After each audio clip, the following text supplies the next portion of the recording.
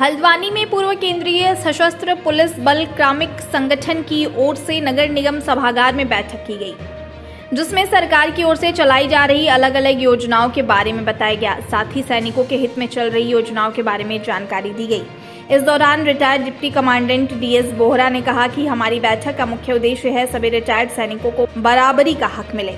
High court ने कहा था, हम armed force of the union है, जिस प्रकार से आर्मी, नेवी और एयरफोर्स है, जिसके तहत हमें भी इन सभी सेनाओं के बराबर की सुविधाएं मिलनी चाहिए। लेकिन इन सुविधाओं के न मिलने के कारण जवानों में काफ़ी नाराजगी है, क्योंकि कठिन मेहनत करने के बाद हमें ये सुविधाएं नहीं मिल रही हैं। डीएस बोहरा ने सीएम से मांग करते हुए कहा कि आर्मी की तरह ही हर जिले में पैरामिलिट्री फोर्स के लिए भी सोल्जर्स बोर्ड खुलना चाहिए। आज की मीटिंग का उद्देश्य, हमारे पूरे उत्तराखंड में एक एसोसिएशन बनी है जिसका नाम है पूर्व केंद्रीय सशस्त्र पुलिस बल कार्मिक संगठन उत्तराखंड। उसी का एक हिस्सा ये भी है। हमारे 13 जिले हैं उत्तराखंड में, 13 जिलों में सभी जिलों में अध्यक्ष हैं, और हमारा इसका मेन उद्देश्य है कि हमारे जो भी पेंशनर हैं और जो भाई सर्विस कर रहे हैं उनको उनका हक मिले। इसके लिए हम ये बैठक करते हैं। इसका मेन उद्देश्य है कि सबको सुविधाएं मिले जो हमें मिलनी चाहिए।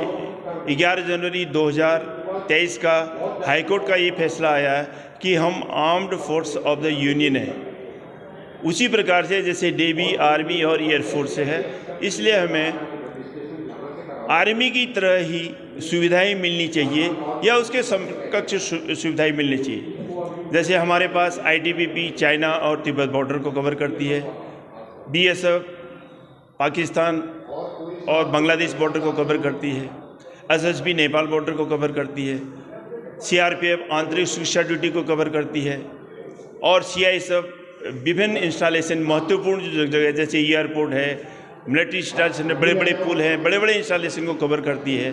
और ये लागू भारत के अनुच्छेद 246 के तहत हम आर्म्ड फोर्स यूनियन है, तो हमें ये सुविधाएं क्यों नहीं मिलती हैं।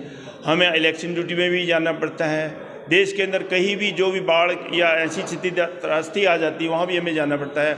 हमारी एनडीआरएफ की भी यूनिटें हैं, और ये चीज़ें हमें नहीं मिलने के कारण हमारे जवानों में काफ़ी रोष है कि हमें ये इतना कठिन कार्य करने के बावजूद भी ये सुविधाएं हमें क्यों नहीं मिलती हैं। हमारा कल्याण निदेशालय, जो इसके बारे में हम उत्तराखंड के हैं, आर्मी का एक कल्याण निदेशालय खुला है देहरादून में, लेकिन अभी तक हमारा पैरामिलिट्री फोर्सेस का कोई भी कल्याण निदेशालय नहीं खुला है, जिसके लिए हम संघर्ष कर रहे हैं। ये मुख्यमंत्री जी के पास है ये हमारा निदेशालय, इसलिए हम मुख्यमंत्री जी से ये अनुरोध करते हैं कि ये कल्याण निदेशालय, पैरामिलिट्री कल्याण निदेशालय या पूर्व केंद्रीय सशस्त्र कल्याण निदेशालय देहरादून में खुलना चाहिए, और सभी जिलों में आर्मी की दर्जे में सोल्जर बोर्ड खुलना चाहिए।